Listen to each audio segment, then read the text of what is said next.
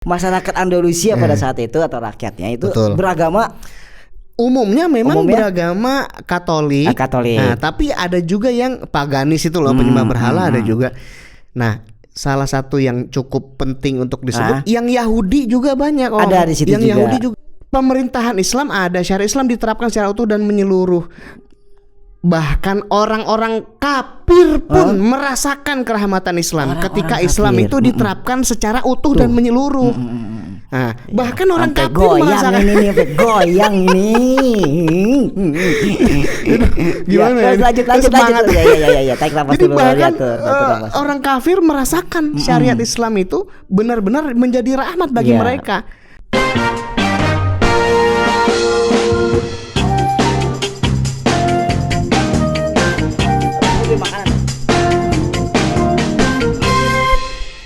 Assalamualaikum warahmatullahi wabarakatuh. Berjumpa lagi bersama saya dan Om Isa tentunya di Cerita JK Den.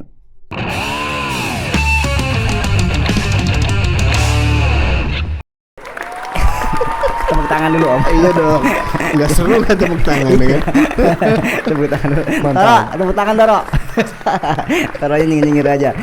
Ya Om Isa, kemarin kan kita udah ngebahas itu ya tentang penaklukan Andalusia gitu kan. Baru sampai apa ya namanya, Torik bin Ziyad ya menaklukkan apa namanya, kota Andalusia. Itu tuh rajanya akhirnya dia meninggal di tewas gugur di peperangan itu. Yang bawa apa bisa? Yang mahkotanya sangat megah dan mahal pastinya. Segede alaihim. Sama ininya juga kuda-kudanya keledainya juga banyak. Dan dia namanya raja ya kan? Namanya raja dan dia pernah berkata meyakini dia akan bakal menang. Betul. Jadi memang Raja Rodrik sekaligus pasukannya, mereka merasa sangat optimis bisa menang. Ya, yang namanya pasukan dengan jumlah yang sangat banyak, apalagi setelah mengetahui bahwa pasukan musuh jumlahnya sedikit, segitu doang, ya kalah pasti ya, gitu kan. Sombong amat. Sombong banget dia. Yang akhirnya kalah juga dia. Akhirnya seperti juga ada dalam salah satu ayat Allah Subhanahu Wa Taala dalam Al-Quran kan, berapa banyak pasukan yang jumlahnya jauh lebih sedikit sanggup mengalahkan pasukan yang jumlahnya jauh lebih banyak dengan izin Allah Subhanahu Wa Taala. Itu dia. Luar biasa, karena umat Muslim umat Islam itu memiliki, kalau lagi jihad itu kan, ya memang yang dikejar itu mati syahid. Betul. Itu yang nggak dimiliki oleh bangsa pada saat itu. Anak buahnya atau tentaranya. Itu keistimewaan kaum muslimin lah itu. Oke, setelah dipenaklukan, nah ini kita lanjutin nih. Setelah ditaklukkan, kemudian mau diapain ini kota Andalusia ini, negeri Andalusia ini, yang pada akhirnya itu kita tahu bahwasannya Andalusia itu menjadi peradaban gemilang dari sisi ilmu pengetahuan. Nah, gimana Om Isa?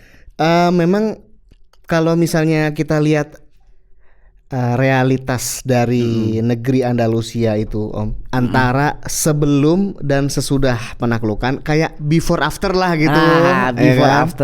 Before afternya itu. Jadi kalau beforenya, Andalusia itu memang berada dalam kondisi yang sangat-sangat memprihatinkan. Memprihatinkan dari sudut pandang apa ya? Tentu saya dari berbagai sudut pandang, dari berbagai aspek, dari berbagai bidang. Andalusia itu berada dalam dark age gitulah kira-kira. Apa itu? Dark age, zaman kegelapan atau abad kegelapan, yang kalau kata kita orang Islam itu jahiliyah sebenarnya. Ada hal apa ya yang sebelum penaklukan sebelum ditaklukkan oleh umat Muslim. Nah, gimana kondisinya sih rakyat Andalusia itu? Jadi memang mereka itu berada dalam zaman jahiliyah. Zaman jahiliyah ya secara karakteristik, baik antara kaum Quraisy zaman dulu sebelum datangnya, sebelum diturunkannya Al-Quran kepada Rasulullah Muhammad SAW, kan mereka juga berada dalam zaman jahiliyah tuh. Oke. Nah, orang-orang Andalusia sebelum ditaklukkan oleh pasukan kaum muslimin ternyata juga sama gitu. Kenapa? Sebab ada memang karakteristik-karakteristik umum yang setiap bangsa yang berada pada zaman kegelapan atau zaman jahiliyah itu karakteristiknya sama gitu. Karakteristiknya sama, karakteristiknya mirip. Sama atau mirip? Ya kalau mau dibilang kalau mirip kan berarti ada yang beda-bedanya ya. Yaudah. Sama lah, bisa dibilang sama. Jangan dibahas lagi panjang kalau yang kan ya lanjut. Ya bisa dibilang sama lah gitu. Ya, sama lah. Iya sama. Yang membedakannya itu memang hanya tempatnya aja, Ya. Kemudian Daerahnya ya, jadi panjang kan bangsanya. Orang-orangnya gitulah. Iya. Cuma itu paling yang membedakannya. Tapi dari segi karakteristiknya itu sama-sama aja. Kayak misalnya ya mereka secara akidah mereka banyak menyembah berhala. Nah, menyembah berhala, menyekutukan Allah, menyekutukan pasti. Allah. Ya, itu terus, yang pertama kan, menyekutukan Allah begitu. Mereka juga dalam tata pergaulan kehidupannya juga terbelakang ya, kayak dulu orang jahiliyah, orang Arab jahiliyah ya sebelum diturunkannya Al-Qur'an kepada Rasulullah SAW kan kayak begitu juga. Gimana kayak suka gitu, berzina, terus suka berzina, kemudian berjudi, kemudian mengundi nasib lah, misalnya percaya kepada tahayul, dan banyak lagi sifat-sifat jahiliyah lainnya gitu. Yang kalau misalnya kita lihat riwayat-riwayat dari para ulama tuh akan kita temukan dulu aja zaman jahiliyah itu ada beragam varian pernikahan ya kan. Nggak cuman pernikahan yang kayak sekarang yang kita kenal nih. Varian pernikahan. Variannya banyak. Iya. Contohnya misalnya kayak sekarang kan pernikahan yang halal dan normal sebagaimana yang kita kenal kan, ya laki-laki perempuan gitu. Kemudian menikah dengan ada walinya, lalu sah. Nah, ada varian lain bukan cuman itu dulu zaman jahiliyah ya. Ada varian lain pernikahan bukan cuman pernikahan sebagaimana yang kita kenal sekarang, kayak misalnya ada perempuan ini dia memasang bendera misalnya di rumahnya. Bendera apa tuh? Merah, kuning, hijau. Bendera apa ya warnanya ya? Pokoknya bendera lah itu. Kalau lagi masa-masa ini pokoknya bendera aja ya. Ayo jangan disebutin. Bendera aja pokoknya. Kalau bendera kuning orang mati. Kalau pokoknya dia masang bendera itu jadi semacam tanda bahwa si cewek ini available gitu Om. Ditandain dah tuh dengan bendera. Satu benderanya. Satu benderanya available. Maksud available itu ya laki mana aja datang silakan. Boleh gitu kan. Mendapatkan pelayanan gitu. Mendapatkan servis. Ngeri kali. Pelayanan. Lah kan kalau udah begini jelas kita tahu status perempuan ini siapa gitu kan. Ya itu kan berarti mungkin WTS gitu ya. Iya. WTS. Nah, kasihan ya. Iya. Kasihan ngeliat gitu, kasihan. Iya kasihan. Laki siapa aja kan datang ya kan. Nah, nggak pakai assalamualaikum main ngomong baik. Dan sekali waktu hamil kan, perempuan ini hamil misalnya. Lah kan banyak dong. Siapa bapaknya? Ya itu. Nah ini salah satu varian pernikahan yang ada di Arab jahiliyah zaman dulu. Nah siapa bapaknya dipanggil lah itu yang dia inget pernah. Orang sekalian dikocok aja. Orang banyak gitu loh. Orang banyak dia bergaul sama laki-laki. Siapa ya gitu, saya udah lupa siapa aja. Nah nanti memang akan dipanggil satu-satu oleh kayak pemuka sukunya gitu atau dukun untuk di terawang gitu. Berarti yang bayinya mana bayinya? Kayaknya alisnya sama sama yang ono. Tapi hidungnya yang ini. Gimana ceritanya? Lah udah sangit deh pokoknya. Itu di apa namanya di Andalusia pun seperti itu. Di Andalusia ya. secara pola jahiliyahnya itu sama aja. Kalau dari mereka segi juga nyembah berhala juga. Dari segi pendidikannya sebelum Islam hadir ya. Betul. Gimana itu di Andalusia? Memang kalau dari segi kecerdasan, maknanya zaman jahiliyah, zaman kebodohan, orang-orangnya nggak pada bisa baca, misalnya gitu, nggak pada bisa ngitung, bukan gitu juga. Maksud jahiliyah atau zaman kebodohan itu maksudnya bukan berarti secara intelektual mereka bodoh, enggak gitu. Biasa aja, emang intelektual. Ya kayak secara intelektual, bukan berarti bodoh, bukan begitu. Nah, kayak misalnya kita lihat seperti orang Arab jahiliyah sebelum diutusnya Rasulullah SAW, kan mereka pintar-pintar juga itu. Bukan berarti dari segi pemikiran atau pendidikannya dia bodoh-bodoh banget, enggak. Gitu, bukan berarti dari segi intelektual, keilmuan bodoh, enggak. Bukan berarti begitu. Ya buktinya kaum Quraisy dulu zaman jahiliyah. Itu mereka menguasai perdagangan itu. Pinter ngitung duit kan? Iya pintar. Nah, berarti ngitung jago kan? Iya. Jago ngitung nih. Dirham ini. Itu dirham. Zaman dinar kan ya? Udah dirham gitu. Nah, pinter dia ngitung. Membaca juga udah pada bisa membaca itu kan. Nah, surat menyurat itu udah ada. Nah, kemudian juga dalam aktivitas sosialnya, kepemimpinannya, mereka sudah membentuk jaring-jaring kekuasaan yang itu rumit. Nah, berarti makna kebodohan atau jahiliyah bukan berarti secara intelektual mereka bodoh, enggak kayak gitu. Enggak keterbelakangan banget, bukan itu maksudnya. Betul, tetapi ya memang sebagaimana sudah dijelaskan ya oleh Allah Subhanahu wa taala Rasulnya, maksud jahiliyah itu dalam hal akidahnya itu tadi. Masa nyembahnya patung gitu gimana? Yang nyembah buat patung. Dia yang nyembah. Ada yang buat yang nyembah ya kan. Ada yang katanya patungnya bahannya dari roti. Lapar dimakan. Gimana itu kayak gitu. Nah, itu dia. Nah, di Andalusia begitu juga. Bukan berarti zaman kebodohan mereka itu bodoh misalnya secara intelektual, walaupun memang beragam yang bodoh secara intelektual ada juga, memang banyak juga. Tetapi kalangan-kalangan yang secara intelektual pinter di Andalusia itu seperti kalangan bangsawannya itu pada pinter-pinter, dan kalangan pendeta waktu itu, karena memang kan kerajaan Visigoth itu kan Kristen, Katolik begitu. Nah, mereka memang sudah terbiasa itu dengan aktivitas membaca gitu kan. Kemudian juga pendeta-pendetanya nulis surat, nulis buku. Kemudian para bangsawan ya, keluarga kerajaannya juga gitu. Udah biasa dengan aktivitas keilmuan. Tetapi ya kembali secara akidah mereka bodoh. Nyembah berhala gitu, menyekutukan Allah. Selain itu dalam segi kebersihan juga. Katanya misalnya dituturkan oleh Syekh Abdurrahman Ali Al-Haji misalnya. Bangsa Eropa zaman itu secara umum, termasuk bangsa yang tinggal di Andalusia itu, kalau mandi setahun cuman 2 kali. Serius? Iya. Setahun cuman 2 kali. Setahun cuma 2 kali kawan-kawan, teman-teman. 2 kali. Gimana nggak berkerak gitu?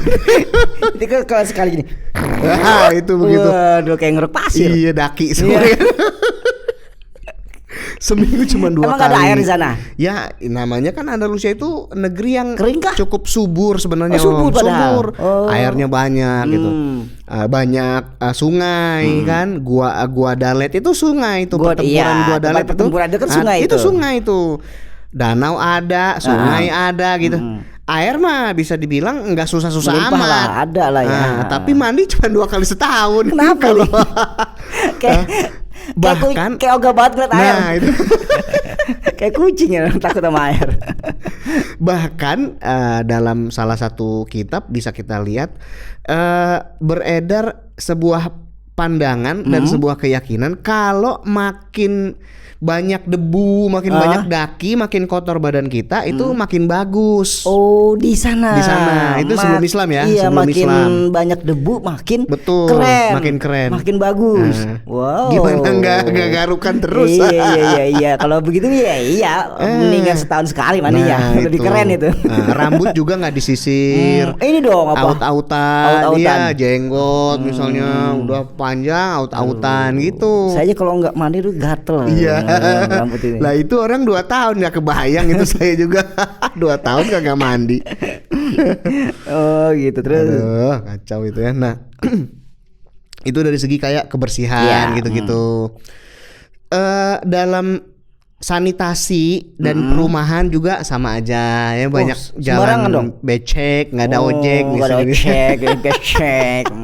Sanitasinya gimana? Nah, orang kalau misalnya buang sampah misalnya, sembarangan ke depan rumah, itu rumah bareng-bareng sama sapi gitu, bareng-bareng sama kandang, sama kambing. Pokoknya satu rumah tuh. Bahkan ada yang sama-sama tidurnya di kamar. Ade? Iya. Lebau itu. Makanya. Nah, tapi memang kira-kira gambarnya kayak gitu. Kurang lebih kayak seperti itu. Batunya rumahnya cuma batu yang ditumpuk-tumpuk gitu-gitu. Nah, yang nggak direkatkan semacam pakai semen lah atau apa. Dulu ada semen ya? Ya ada lah. Semennya. Ya semennya dari kayak lumpur gitu, lumpur, kapur gitu-gitu. Nah, selain itu dalam hal kepengurusan urusan rakyat, politik juga, nah penindasan lah terjadi, ya kan? Yang golongan bangsawan menindas yang lemah. Gitu.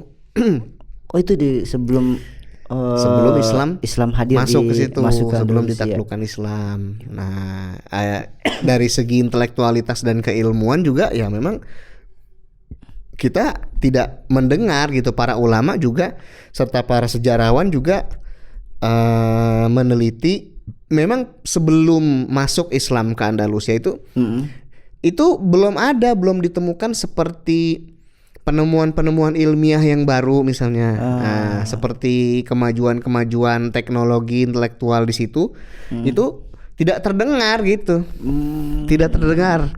Tetapi ya justru setelah Islam masuk, nah mulai itu bersemi, bermekaran lah. Nah itu setelah Andalusia ditaklukkan, nah yang menjadi apa itu di situ? Amir ya, gubernur atau apalah itu betul. Siapa itu? Betul. Jadi memang kalau misalnya kita lihat dalam kitab-kitab sejarah itu biasanya para ulama itu membagi-bagi periodisasi sejarah Andalusia. Oh gitu.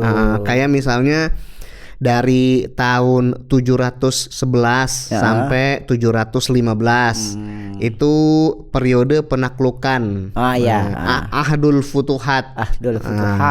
Periode penaklukan itu periode ya antara tahun 711 sampai tahun 715 itu bergeraknya Tariq bin Ziyad, Musa bin Nusair. Itu periode di mana pasukan kaum muslim terus tuh terus menjelajah terus tuh ke seluruh wilayah semenanjung Iberia itu sampai mereka menundukkan kota demi kota. Jadi memang seluruh Andalus itu ditaklukkan oleh kaum muslimin memang hanya 711 sampai 715 4 tahunan 4 tahunan. Berarti itu 711 sampai dengan 715 itu masa-masa penaklukan Andalusia sepenuhnya, maksudnya di kota-kota kecil itu. Betul setelah 700 berapa? 711 sampai 715. Ya, setelah 715 nah siapa yang megang Andalusia? Kan penaklukan nih udah nih. Yang penting nih kok bisa menjadi peradaban gemilang. Sebenarnya pas di tahun 715 itu sebenarnya udah lewat, udah ke sono, udah ke atas, udah ke Perancis. Penaklukannya. Karena Musa bin Nusair sama Tariq bin Ziyad itu udah melampaui batas-batas geografis antara Andalusia sama Perancis. Jadi ada pegunungan itu. Kalau kita bayangin ya peta Andalusia di sini nih petanya nih. Coba. Mana ya petanya? Coba dilihat. yang edit ya. Ada peta Andalusia kagak ini ya? Enggak ada. Biar gampang ya. Biar gampang editnya Om ya. Jadi kita bayangkan peta Andalusia itu antara semenanjung semenanjung Liberia. Iberia. Oh bukan LI. Kalau Liberia itu satu negara di Afrika, Liberia namanya. Saya pikir ini itu. semenanjung Iberia. Semenanjung Iberia itu ada batas alam. Jadi kan di bawah tuh dia. ke atas dikit itu Prancis. Nah, antara semenanjung Iberia, Spanyol, Portugal sama Prancis itu ada batas-batasnya pegunungan namanya Pegunungan Pyrenees. Pyrenees. Oke, namanya kalau kata orang Islam tuh Baronis. Ada juga yang nyebut Alburtat. Alburtat. Jabal Alburtat. Nah, itu. Jabal Alburtat. Nah, itu ada gunung ya? Gunung Pegunungan Pyrenees. Itu kaum muslimin pada kira-kira 714, 715 itu udah lewatin itu, udah sudah naik ke Prancis, Om. Sudah lewat di Betul. Jadi sebenarnya ya sebelum tahun 715 itu hampir seluruh Andalusia udah dikuasai kaum muslimin. Hanya bagian sebelah utara Andalusia itu namanya Covadonga. Iya. Namanya memang agak gimana gitu. Covadonga. Nah, kenapa tuh Covadonga? Wilayah situ tuh yang belum. Kenapa nggak bisa satu doang wilayah itu? Karena memang wilayahnya agak tinggi. Agak tinggi kayak di pegunungan yang cukup terjal dan bersalju. Wilayah Covadonga itu, dan itu berada di dalam wilayah kekuasaan Asturias, Galicia itu. Wilayah situ doang tuh yang belum tuh. Dan itu jadi semacam tempat perlindungan terakhir orang-orang Visigoth, Katolik. Dan nanti dari situ juga tuh, Om, dari situ juga yang bakal nanti menyerbu kaum muslimin, balik mengalahkan mereka dan merebut wilayah-wilayah kaum muslimin satu demi satu hingga tidak ada lagi Islam sisanya di situ. Dari situ tuh yang belum itu tuh. Itu saya baca bukunya itu tuh nanti itu sedih itu sebenarnya. Iya, sedih. Yang di akhir itu saya baca dan mendengarkan juga itu beberapa video saya. Nah, itu sampai geleng-geleng sampai ngenes, ya Allah. Ngenes. Gitu. Tapi itu nanti. Ya. Kita enggak ngebahas ke arah sana. Jadi ada harusnya jangan disisain ya. Iya, jangan disisain benar. Emang susah sih naklukin Covadonga itu karena tinggi ya. Tinggi emang. Pegunungan di pegunungan, karena di sini kan Pyrenees tadi, agak ke sini itu pegunungan lain lagi namanya itu. Ya, itu yang memang belum ditaklukkan. Belum. Oke. Terus sepanjang ini saya udah langsung aja nih penasaran ini kan ya biarin lah yang Tariq bin Ziyad dengan siapa? Musa bin Nusair. Ya, Musa bin Nusair. Saya kalau nyebut nama orang itu kok agak-agak gimana gitu loh, agak belibet gitu kan. Nah, biarkan mereka menaklukkan ya kan. Nah, kita nggak membahas ke arah sana. Betul. Saya masih penasaran bagaimana berkait bagaimana nih awal masalah bagaimana nih ini kok menjadi setelah di bawah naungan Islam, ya kan? Di bawah naungan Islam, kemudian kok nih Andalusia karena terkenal sekali nih. Betul. Andalusia itu menjadi peradaban gemilang, khususnya di bidang pendidikan, sains, ya kan, dan segalanya. Itu awal muasal seperti apa? Betul. Apakah ada dikirimin seorang guru kah atau apakah? Nah, itu gimana coba? Saya pengen dengar. Betul, Masya Allah sekali ya. Jadi memang pasukan kaum muslimin ketika mereka memasuki satu wilayah atau menaklukkan satu wilayah begitu, itu memang mereka tujuannya bukan untuk mengeksploitasi wilayah itu, bukan, tetapi untuk membebaskan umat manusia yang ada di situ dari penghambaan kepada sesama manusia menuju penghambaan hanya kepada Allah Subhanahu wa taala saja. Jadi lebih baik. Betul. Gitu. Nah, siapa saja yang menghamba kepada Allah Subhanahu wa taala pasti akan mendapatkan penghidupan yang baik. Yang barokah. Itu juga lah yang dirasakan oleh penduduk Andalusia pasca penaklukan. Nah, jadi tidak lama setelah penaklukan aja itu corak dan warna kehidupan orang-orang di Andalusia itu udah berubah drastis, Om. Jadi ke arah lebih baik perubahan. Ke arah yang lebih baik, tapi betul. Tapi sebelum dilanjutin, pada masa itu masyarakat Andalusia ini kok seru saya. Jadi saya yang seru ya, menarik ini. Masyarakat Andalusia pada saat itu atau rakyatnya itu beragama. Umumnya memang beragama Katolik. Nah, tapi ada juga yang paganis itu loh, penyembah berhala ada juga. Nah, salah satu yang cukup penting untuk disebut, yang Yahudi juga banyak. Ada di situ yang juga. Yahudi juga. Bahkan ketika para penakluk muslim, pasukan kaum muslim itu masuk, bahkan orang Yahudi aja menyambut pasukan kaum muslimin. Disambut orang Yahudi. Sama orang Yahudi. Betul. Disambut. Betul. Karena apa? Karena memang umumnya mereka entah dari agama Katolik bahkan dari agama Yahudi itu mereka semuanya merasakan penindasan dan penderitaan ketika mereka berada di bawah kekuasaan bangsa Visigot Katolik itu. Malah mereka berharap betul kita ini atau mereka-mereka itu di bawah naungan Islam. Betul. Bahkan kira-kira ini seperti dituturkan misalnya oleh salah seorang sejarawan barat itu namanya David Lefrig Lewis. Di situ dia punya buku judulnya The Greatness of Al-Andalus. Nah, saya bui aja. Keren selalu bukunya itu. Si Lewis ini dia menuturkan kira-kira sebelum datangnya pasukan Islam itu 18 bulan sebelum datangnya pasukan Islam itu terjadi pemberontakan orang Yahudi di Andalusia itu karena mereka ditindas, mereka memberontak.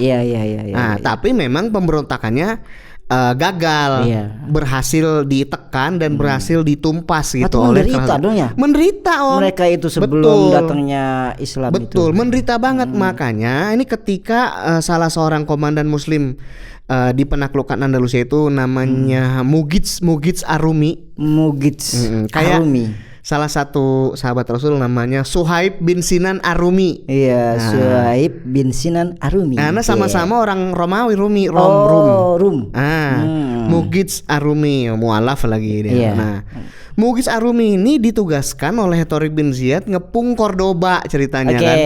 Cordoba itu terkenal sekali kan, kota Cordoba ini. Saya udah Cordoba itu, udah terkenal itu. Nah, bahkan setelah berhasil menembus benteng Cordoba itu sama orang Yahudi yang ada di Cordoba itu dieluk-elukan, disambut itu pasukan kaum muslimin itu. Diharapkan kehadirannya. Dinanti-nanti itu. Itu dia. Disitulah makanya memang setelah penaklukan ini kaum muslimin memang bersikap sangat santun, sangat lembut kepada siapa saja penduduk Andalusia, tidak peduli agamanya apa. Sesama umat manusia diperlakukan dengan sangat baik, santun dan lembut oleh para penakluk muslim. Nah, ini kalau misalnya tadi Om Insan sebut apa yang menyebabkan kok bisa berubah gitu ya dan bermekaran ilmu pengetahuan. Jadi setelah Andalusia ditaklukkan oleh kaum muslimin, kerajaan Visigotik kan hilang dong, tersingkir dong. Betul. Nah, termasuk pasukan tempurnya, termasuk pemerintahannya, termasuk sistem politiknya, kerajaannya, rajanya mati gitu.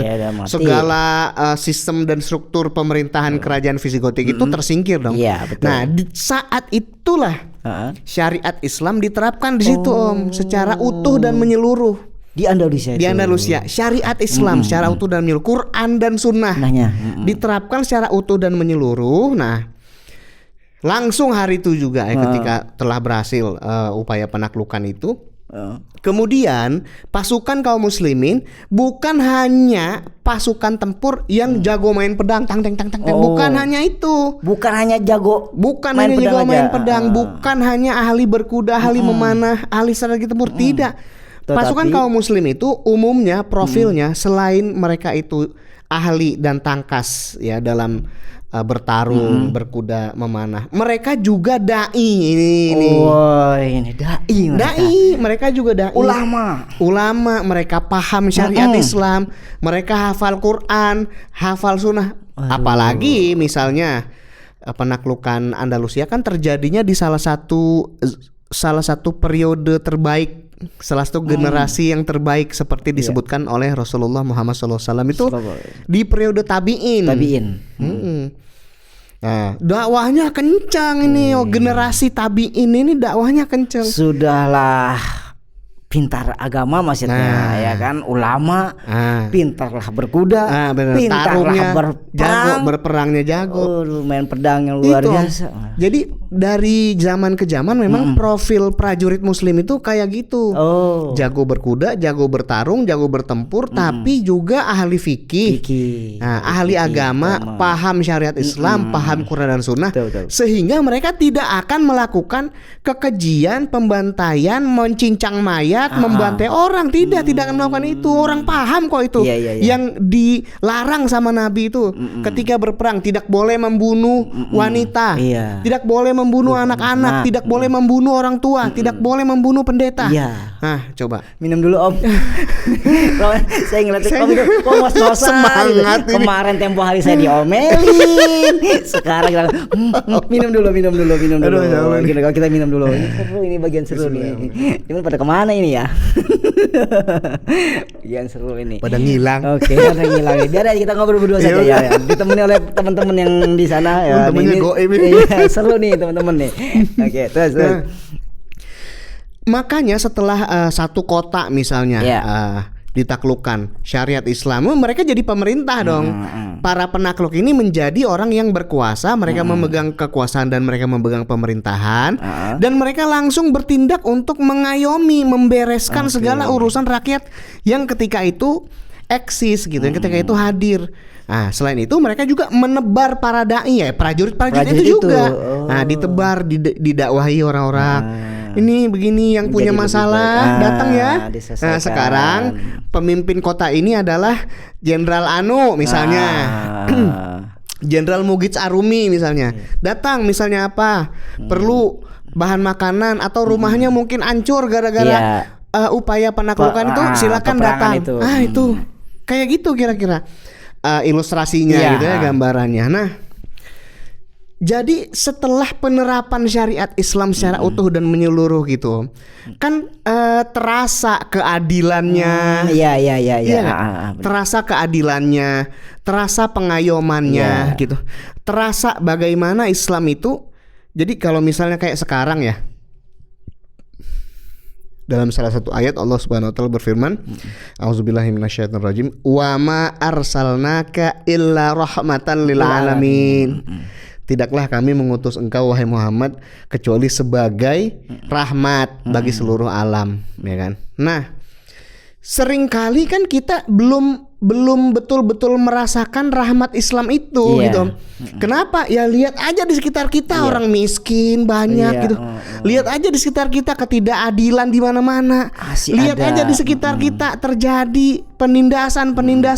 Mana rahmat Islamnya mana? Santai. Ini berbuat ulah lagi nih teman-teman ya. Di mana itu?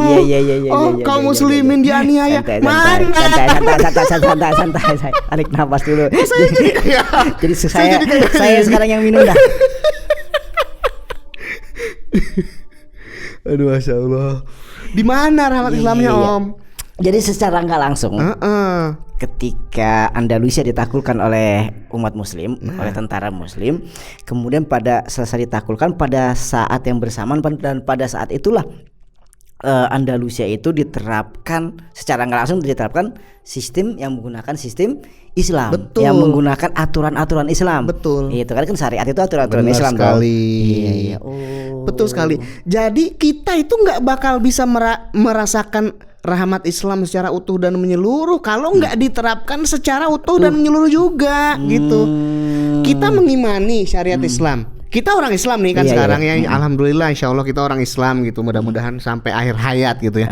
Tapi kita tidak melihat syariat Islam itu diterapkan secara utuh dan menyeluruh. Makanya belum betul-betul kita rasakan rahmat Islam itu. Lah di Andalusia dulu nih. Nah, pemerintahan Islam ada, syariat Islam diterapkan secara utuh dan menyeluruh. Bahkan orang-orang kafir pun merasakan kerahmatan Islam ketika Islam itu diterapkan secara utuh dan menyeluruh. Nah, bahkan orang kafir merasakan goyang ini. Gimana ya? Lanjut. Ya. Tarik nafas dulu. Bahkan orang kafir merasakan syariat Islam itu benar-benar menjadi rahmat bagi mereka. kafir loh padahal, Kan tapi kafir. merasakan rahmat Islam Om. Karena syariat Islam diterapkan secara utuh dan menyeluruh untuk mengatur kehidupan di masyarakat, berbangsa dan bernegara. Dan pada Gitu. akhirnya masyarakat itu dengan sukarela, ada nggak ya Pak yang sukarela yang pada akhirnya dia memeluk agama Islam? Itu berbondong-bondong orang masuk Islam. Berbondong-bondong malah. Sebagaimana yang ada di surat An-Nasr. Idza jaa nasrullahi wal fath wa ra'aitan nasa yadkhuluna fi dinillahi afwajan. Afwaja. Masuk Islam bukan 1, 2, afwaja, berbondong-bondong, satu suku masuk Islam semua gitu. Karena dia melihat, Karena ngerasain sendiri Ngerasain gitu. Islam ya. Wah, agung ini bener nih. wah keren Udahlah. loh. Itu. Wah, enak loh. Nah, penerapan syariat Islam secara utuh dan menyeluruh ini dia menciptakan kondisi yang pas, kondisi yang kondusif untuk bermekarannya, berkembangnya sains dan teknologi. Itu dari situ tumbuhnya dari situ. Dari situ tuh. Iya, itu. Tremor saya. Jadi gemeteran Tremor. begitu. Nah, makanya karena syariat Islam itu kan setelah dia diterapkan dia akan mendorong aktivitas intelektual, akan sangat mendukung kreasi-kreasi dan kreativitas anak negeri. Ya, riset-riset akan berjalan. Makanya ada Abu Qasim Al-Zahrawi. Abu Qasim Al-Zahrawi, ahli bedah dari Andalusia. Andalusia. Berarti Zaman tahun segitu Om, udah bisa operasi sesar. Zaman tahun itu. Tahun berapa? Itu sekitar 700. Tahun 700-800. 700-800. Udah bisa operasi sesar. Begitu Abu Qasim cepat, Al-Zahrawi. Pesat berarti Sesar. perkembangannya. Coba. Karena diterapkan Islam, pesat perkembangannya. Nah, itu. Sampai ke dunia pendidikan. Betul. Sampai udah ada dokter bedah Betul. di zaman itu. Yang orang terbang pertama kali terbang. siapa? Penemu pesawat. Orville Wright dan Wilbur Wright. Mereka lah yang pertama kali terbang. Padahal orang Islam. Siapa Oke itu? lah, Orville Wright dan Wilbur Wright penemu pesawat. Oke lah ya, bisa kita sebut begitu ya. Tapi orang yang pertama kali terbang beneran. Kayak di film-film Iya, terbang. Itu siapa? Bukan Orville Wright dan Wilbur Wright, tapi seorang Muslim namanya Abbas bin Firnas. Orang Andalusia. Seorang Muslim. Nah, itu seorang Muslim. Abbas bin Firnas. Tahun 800-an juga. Masih di tahun itu. Masih di bawah. Mungkin hampir sezaman sama Abu Qasim Al-Zahrawi. Nah, itu tahun 800-an. Karena Islam diterapkan, makanya sekolah jadi banyak. Abu Qasim Al-Zahrawi, Abbas bin Firnas ini bukan cuma ilmuwan ya, tapi dia juga seniman. Abbas bin Firnas ini. Dia juga ahli agama, ulama dia juga. Seniman juga. Iya, seniman juga, ulama juga. Ilmuwan juga. Nah, dia meneliti salah satu ayat dalam Al-Qur'an yang menggambarkan ketika burung terbang. Nah, terbang pada satu zaman di mana manusia bisa terbang itu hanyalah dongeng belaka. Iya. Dongeng belaka. Lah, tahun 800 Om, kalau ada orang berangan-angan pengen terbang deh, kan dibilang gila. Iya. Tahun 800. Lah kalau sekarang kita mau kemana? Mau terbang ke Bali misalnya. Ngomong terbang. Dulu tahun 800. Kita tahun 2000 ini sekarang. Ya, 2021. Udah ada pesawat. 2000 lagi. 2000 ya kan. Tahun 800. Orang kalau mau terbang dibilang gila itu. Palingan naik karpet ajaib. Ini dong apa? Aladin. Di filmnya Aladin. Lah, di zaman yang kayak gitu, ketika manusia terbang hanya imajinasi belaka, Abbas bin Firnas benar-benar terbang. Benar-benar membuktikan. Betul. Gitu, karena dia membaca di Al-Qur'an. Bagaimana burung terbang. Karena kan betul. Dan situasinya itu didukung oleh sistem, oleh negara, oleh negara, pemerintahan Islam ketika itu. Nah, makanya riset dia itu berjalan gitu. awal-awalnya dia terbang itu loncat dari Masjid Cordoba, menara Masjid Cordoba. Masjid Cordoba. Kayak pakai seperti parasut gitu, Om. Oh, oke. Awalnya saya teori pikir dia loncat nggak pakai apa-apa. Saya pikir itu nggak pakai apa-apa. Itu dalam bagian dari penelitian dia apa? Penelitian dia betul, risetnya dia. Riset dia. Loncat dia pakai semacam parasut gitu, gagal. Parasutnya persisnya kayak gimana itu nggak digambarkan tuh. Parasutnya kayaknya gimana gitu ya. Kayak gimana persisnya, apa kayak parasut yang kita kenal sekarang. Nah itu nggak digambarkan. Saya belum dapat juga tuh gambaran parasutnya gimana. Tapi kira-kira pakai semacam pakaian katanya parasut. Nah, berarti kan kita pikir parasut lah itu seperti pakaian atau mantel yang lebar katanya mantel gitu. Yang lebar yang di sini ada. Iya mungkin gitu kan. Kayak parasut lah begitu. Gagal dia. Rada kecengklak lah dikit. Iya. Dari menara Cordoba gitu loh.